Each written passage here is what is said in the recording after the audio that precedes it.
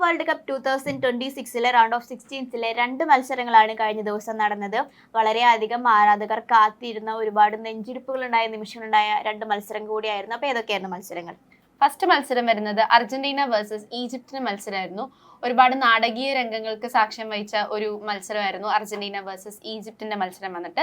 പിന്നെ രണ്ടാമത്തെ വരുന്നത് സ്വിറ്റ്സർലാൻഡ് വേഴ്സസ് കൊളംബിയയുടെ മാച്ച് ആയിരുന്നു. ആ ഒരു മാച്ച് അവസാനിച്ചത് സമനിലയിലായിരുന്നു. പെനൽറ്റി ഷൂട്ടൌട്ടിലാണ് 4-3 എന്നുള്ളൊരു സ്കോറിൽ സ്വിറ്റ്സർലാൻഡ് ജയിക്കുന്ന ഒരു സാഹചര്യം വന്നിട്ടുണ്ടായിരുന്നത്. അപ്പൊ എന്തൊക്കെ പറഞ്ഞാലും കഴിഞ്ഞ ദിവസത്തെ ഒരു ഇതുകൊണ്ട് നമ്മുടെ പ്രീ ക്വാർട്ടേഴ്സ് കഴിഞ്ഞിരിക്കുകയാണ്. അതായത് റൗണ്ട് ഓഫ് 16 കഴിഞ്ഞ് ക്വാർട്ടർ ഫൈനൽസിലേക്ക് ഇനി ആരൊക്കെ എന്നുള്ള ചോദ്യത്തിന് ഒരു ഉത്തരം കിട്ടിയിരിക്കുകയാണ്. അങ്ങനെ അപ്പൊ നമുക്ക് നേരെ മാച്ചസിലേക്ക് പോവാം. അപ്പൊ നേരത്തെ പറഞ്ഞ പോലെ ഫസ്റ്റ് മാച്ച് വരുന്നത് അർജന്റീന വേഴ്സസ് ഈജിപ്ത് ആയിരുന്നു. 3-2 ആയിരുന്നു അവരുടെ ഗോൾ റേറ്റ് എന്ന് പറയുന്നത്.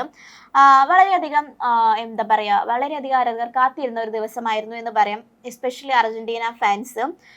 നമുക്ക് അതിന്റെ ഗോൾ റേറ്റുകൾ നോക്കാം. ഫസ്റ്റ് ഗോൾ അടിക്കുന്നത് നമ്മുടെ ഈജിപ്തിന്റെ ഭാഗത്തു നിന്നായിരുന്നു. അത് ഫസ്റ്റ് ഹാഫിൽ 15ാമത്തെ മിനിറ്റിൽ ഇബ്രാഹിമാണ് ഫസ്റ്റ് ഗോൾ ഈജിപ്തിന് വേണ്ടി അടിക്കുന്നത്.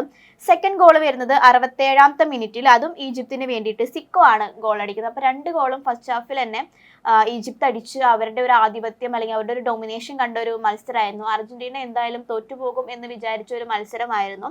പക്ഷെ ലാസ്റ്റ് മിനിറ്റിൽ തിരിച്ച് 3 ഗോളുകൾ അടിച്ചുകൊണ്ട് അർജന്റീന മുന്നേറുന്ന ഒരു കാഴ്ചയാണ് നമ്മളെല്ലാവരും കണ്ടത്. ഒട്ടും എക്സ്പെക്ട് ചെയ്യാത്ത ഒരു ജേണലായിരുന്നു ആ ഒരു മത്സരം കഴിഞ്ഞു പോയിട്ടുണ്ടായിരുന്നത്.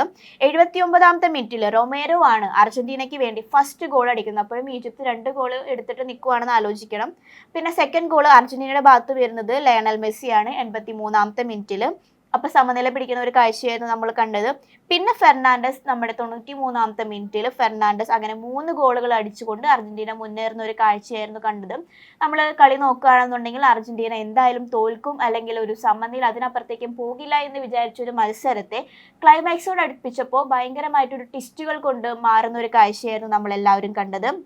ഈജിപ്തിന്റെ ഇനി നോക്കുകയാണെങ്കിൽ അവര് 2 ഗോളുകൾ ഓൾറെഡി അടിച്ചിട്ടുണ്ടായിരുന്നു. അപ്പം രണ്ടാമത്തെ ഗോളിന്റെ ഒരു കാര്യം പറയുകയാണെങ്കിൽ ആ ഒരു ഗോള് നേടുകയും പക്ഷെ ഒരു ഫൗള് കാരണം കൊണ്ട് ആ ഒരു ഗോള് അവിടെ റദ്ദാക്കപ്പെടുകയാണ് ചെയ്തത്. പക്ഷെ എന്നാലും വീണ്ടും ഒരു ഗോൾ അടിച്ച് 2-3 എന്നുള്ള സ്കോറിലേക്കാണ് മാറിയത്. അപ്പം ഈ അർജന്റീന വേഴ്സസ് ഈജിപ്തിന്റെ മാച്ച് പറയുകയാണെങ്കിൽ നല്ല രീതിയിലുള്ള ഒരു ഗെയിം തന്നെയാണ്. അല്ലെങ്കിൽ നമുക്കൊരു ഫുട്ബോൾ ആരാധകർക്ക് കാണാൻ അത്രയും ഇഷ്ടപ്പെടുന്ന അല്ലെങ്കിൽ അത്രയും അടിപൊളിയായിട്ടുള്ള ഒരു ഗെയിം തന്നെയായിരുന്നു അർജന്റീന വേഴ്സസ് ഈജിപ്തിന്റെ ഗെയിം മാറിയിട്ടുണ്ടായിരുന്നു. ഈജിപ്തും കട്ടയ്ക്ക് തന്നെയായിരുന്നു നിൽക്കുന്നുണ്ടായിരുന്നത്. ഇത്രയും വമ്പൻ ചാമ്പ്യൻസ് ആയിട്ടുള്ള അർജന്റീനയുടെ കൂടെ നിൽക്കുമ്പം അവർ കുറച്ചൊന്ന് പേടിക്കണം എന്നുള്ള രീതിയിൽ തന്നെയായിരുന്നു ആ ഒരു മാച്ച് ഉണ്ടായിരുന്നത്. എന്നാൽ പോലും അവരുടെ ബെസ്റ്റ് വേൾഡ് കപ്പിൽ അവർക്ക് മാർക്ക് ചെയ്യാൻ സാധിച്ചിട്ടുണ്ടെന്ന് തന്നെ പറയേണ്ടി വരും.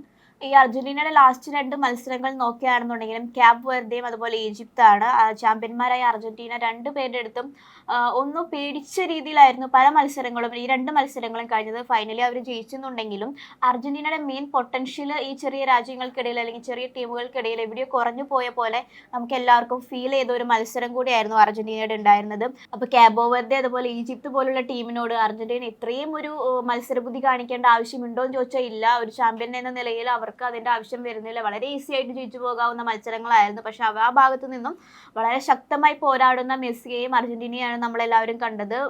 അത്രയും ഒരു ശക്തി അവരടിക്കേണ്ട ആവശ്യമുണ്ടോ എന്ന് ചോദിച്ചാൽ ഇല്ല. പക്ഷെ ഫൈനലി അവർ വിജയിക്കുന്ന ഒരു ഗോളായിരുന്നു നമ്മളെല്ലാവരും കണ്ടത്. 2-3 ഗോളുകൾക്ക് അർജന്റീന പകരം ചോദിക്കുന്ന ലാസ്റ്റ് 15 മിനിറ്റിലും നമ്മുടെ സ്വന്തം മെസ്സിയും അതുപോലെ തന്നെ റൊമേരയും ഫെർണാണ്ടസും ചേർത്ത് ഉയർത്തെഴുന്നേൽക്കുന്ന ഒരു കാഴ്ചയാണ് നമ്മളെല്ലാവരും കണ്ടത്. എന്തായാലും ഒരുപാട് ട്വിസ്റ്റുകൾ ഉണ്ടായ, ഒരുപാട് നല്ലൊരു മൂമെന്റ്സ് ഉണ്ടായ, ഏറ്റവും കൂടുതൽ എന്താ പറയുക, ഒരു ക്ലൈമാക്സ്, ഒരു സിനിമ പോലെ, ഒരു ക്ലൈമാക്സ് പോലെ ഒരു സിനിമ എടുത്തു വെച്ചേക്കണ പോലെ ഒരു മത്സരമായിരുന്നു. ആ ഫുട്ബോൾ ആരാധകർക്ക് ഏത് ടീമിലുള്ളവരായിക്കോട്ടെ അവർക്കൊക്കെ ഒരു ആവേശമുണ്ടായ അല്ലെങ്കിൽ ഇതായിരിക്കണം ഒരു മത്സരം എന്ന് തോന്നിപ്പോയ ഒരു മത്സരം കൂടിയായിരുന്നു. എസ്പെഷ്യലി ഈജിപ്തിന്റെ ഭാഗത്താണെന്നുണ്ടെങ്കിലും വളരെ മികച്ച രീതിയിലുള്ള ഒരു പെർഫോമൻസ് ആയിരുന്നു. അവർക്കറിയാം അവർ മുട്ടാൻ പോകുന്ന വലിയ ചാമ്പ്യന്മാരോട് ആണെന്ന്. അതുകൊണ്ട് തന്നെ ഫസ്റ്റ് ഹാഫിൽ ഗോൾ അടിച്ചുകൊണ്ട് മുന്നിട്ട് നിൽക്കുകയായിരുന്നു ഈജിപ്ത്. ഈജിപ്തിന്റെ ആ ഒരു പൊട്ടൻഷ്യലും അർജന്റീനയുടെ ആ ഒരു പൊട്ടൻഷ്യലും കൂടി വന്നപ്പോൾ ആ ഒരു കളിക്കളം വളരെ നല്ലൊരു സിനിമ പോലെ എടുത്തു വെച്ച പോലെ ഒരു വമ്പൻ ഒരു സംഭവമായി മാറുകയായിരുന്നു ഉണ്ടായിരുന്നത്. അപ്പൊ നമുക്ക് അടുത്ത മാച്ചിലേക്ക് പോകാല്ലേ. അടുത്ത മാച്ചിനെ കുറിച്ച് പറയുകയാണെങ്കിൽ സ്വിറ്റ്സർലാൻഡ് വേഴ്സസ് കൊളംബിയ ആയിരുന്നു. അതിലെല്ലാവരും ഉറ്റുനോക്കിയിട്ടുണ്ടായിരുന്നത് കൊളംബിയനെ തന്നെയായിരുന്നു. സ്വിറ്റ്സർലാൻഡ് ഒരിക്കലും ജയിക്കും എന്നുള്ളൊരു ഇതുണ്ടായിരുന്നില്ല. മേ ബി ഒരു 1% ചാൻസ് ഒക്കെ ഉണ്ടായിരുന്നു. എല്ലാവരും കൊളംബിയ ആയിരിക്കും ക്വാർട്ടർ ഫൈനൽസിലേക്ക് കയറാൻ പോകുന്ന ടീം എന്ന് വിചാരിച്ചിരിക്കുന്ന ഒരു സാഹചര്യത്തിലാണ് സ്വിറ്റ്സർലാൻഡ് കയറി വരുന്നത്. അപ്പം ഇതാണ് പറയുന്നത് ഫിഫ വേൾഡ് കപ്പ് 2026ന്റെ ഒരു പ്രത്യേകത തന്നെയാണ്. വിചാരിക്കാത്ത ടീമുകളാണ് കയറി വരുന്നതും അതുപോലെ പ്രതീക്ഷിക്കാത്ത ടീമുകൾ താഴെ പോകുന്ന ഒരു സാഹചര്യമാണ് വരുന്നത്. അപ്പൊ നമുക്ക് നേരെ മാച്ചസിലേക്ക് പോവാണെങ്കിൽ ഫസ്റ്റ് 2 ടീമുകളും വളരെ നല്ല പ്രതിരോധമായിരുന്നു കാഴ്ചവെച്ചിട്ടുണ്ടായിരുന്നത്. ഡിഫൻസീവ് സൈഡ് രണ്ടുപേരെയും നോക്കുകയാണെങ്കിൽ നല്ല രീതിയിൽ തന്നെയായിരുന്നു അവർ മുന്നോട്ട് പോയിട്ടുണ്ടായിരുന്നത്. അറ്റാക്കിംഗ് 2 ടീമുകളും നടത്തിയെങ്കിലും ഫസ്റ്റ് ഹാഫിലായാലും സെക്കൻഡ് ഹാഫിലായാലും 2 ടീമും അറ്റാക്കിംഗ് നടത്തിയെങ്കിലും അവിടെ ഒരു ഗോള് കിട്ടാനായിട്ട് 2 ടീമിനും ബുദ്ധിമുട്ട് തന്നെയായിരുന്നു. 2 പേരുടെയും ഡിഫൻസീവ് അത്രയും സ്ട്രോങ് ആയിട്ടായിരുന്നു ആ ഡിഫൻസ് മുന്നോട്ട് പോയിട്ടുണ്ടായിരുന്നത്. അതുകൊണ്ട് തന്നെയാണ് ആ ഒരു മാച്ച് സമനില, അതായത് 0-0 എന്ന് പറയുന്ന സമനിലയ്ക്ക് മാറുന്ന ഒരു കാഴ്ചയും പിന്നെ അതൊരു എക്സ്ട്രാ ടൈം കൊടുത്തിട്ട് പോലും വീണ്ടും സമനിലയും പെനൽറ്റി ഷൂട്ടൗട്ടിലാണ് സ്വിറ്റ്സർലാൻഡ് 4-3 എന്നുള്ളൊരു സ്കോറിലേക്ക് ആ ഒരു മാച്ച് മാറുന്നത്. ഈ ഒരു മത്സരം നോക്കുകയാണെന്നുണ്ടെങ്കിൽ ഈ ഒരു മത്സരത്തോടു കൂടി സ്വിറ്റ്സർലാൻഡ് വിജയിക്കുന്ന ഒരു കാഴ്ച നമ്മൾ എല്ലാവരും കണ്ടു. 1954 ശേഷം സ്വിറ്റ്സർലാൻഡ് ഇത് ആദ്യമായാണ് ലോകകപ്പിന്റെ ഒരു ക്വാർട്ടറിലേക്ക് കടക്കുന്നത്. 1954 ശേഷമാണെന്ന് കളിക്കുന്നത്, ഒരുപാട് വർഷങ്ങൾക്ക് ശേഷമാണ് സ്വിറ്റ്സർലാൻഡ് ഒരു ക്വാർട്ടറിലേക്ക് കടക്കുന്നത്. മാത്രമല്ല ഒന്നിലധികം നോക്കൌട്ട് മത്സരങ്ങളിൽ സ്വിറ്റ്സർലൻഡ് വിജയിക്കുന്നതും ഇതാദ്യമായിട്ടാണ്. അപ്പോൾ സ്വിറ്റ്സർലാൻഡ് ക്വാർട്ടറിലേക്ക് കടന്നിരിക്കുകയാണ്. അർജന്റീനയാണ് സ്വിറ്റ്സർലൻഡ് എതിരാളികളായി വരുന്നത്. അപ്പോൾ എന്തുകൊണ്ടും അർജന്റീനയ്ക്കും സ്വിറ്റ്സർലൻഡും നല്ലൊരു മൂമെന്റ്സ് ഉണ്ടാകാൻ സാധ്യതയുള്ള ഒരു മത്സരമായി മാറും എന്ന പ്രതീക്ഷയിലാണ് ആരാധകർ എല്ലാവരും ഉള്ളത്. ക്വാർട്ടറിലേക്ക് കടക്കുകയാണ് ഇനി നമ്മുടെ സ്വന്തം ഫിഫ.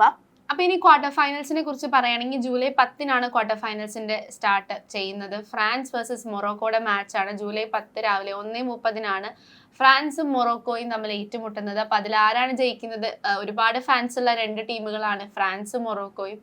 മൊറോക്കോയുടെ കാര്യം നമുക്കറിയാം, 2 വേൾഡ് കപ്പുകളായിട്ട് അവര് അത്രയും ഒരു മികവുറ്റ കാഴ്ചയാണ് കാഴ്ചവെക്കുന്നത്. അതുപോലെ തന്നെയാണ് ഫ്രാൻസിനെ കുറിച്ച് പറയുകയാണെങ്കിൽ ഫൈനലിസ്റ്റുകളായിരുന്നു. അതിൽ ഒരു വേൾഡ് കപ്പിൽ ചാമ്പ്യൻസ് ആയിട്ട് മാറുക. അപ്പൊ ഫ്രാൻസിന് നമുക്ക് ഒരിക്കലും എന്താ പറയുന്ന ഒരു സ്ട്രോങ് ടീം തന്നെയാണ് ഫ്രാൻസ്. അപ്പൊ ഫ്രാൻസിന്റെ കൂടെയാണ് മൊറോക്കോ ഏറ്റുമുട്ടാൻ പോകുന്നത്. മൊറോക്കോനെ സംബന്ധിച്ചും ഈ ഒരു വേൾഡ് കപ്പ് വളരെ നിർണായകമാണ്. അവർ അത്രയും അടിപൊളിയായിട്ടാണ് ഇതുവരെയുള്ള മാച്ചസ് എല്ലാം കാഴ്ചവെച്ചിട്ടുള്ളത്. ഒരു തോൽവി കാണേണ്ട ഒരു സാഹചര്യം മൊറോക്കോ വന്നിട്ടില്ല. അപ്പൊ നമുക്ക് എന്തായാലും അടുത്ത മാച്ചിൽ, അതായത് ക്വാർട്ടർ ഫൈനൽസിൽ ഇനി ആരൊക്കെയാണ് കയറാൻ പോകുന്നത് എന്ന് നോക്കാം. അപ്പൊ അടുത്ത ദിവസം മറ്റൊരു അപ്ഡേറ്റുമായി വീണ്ടും കാണാം.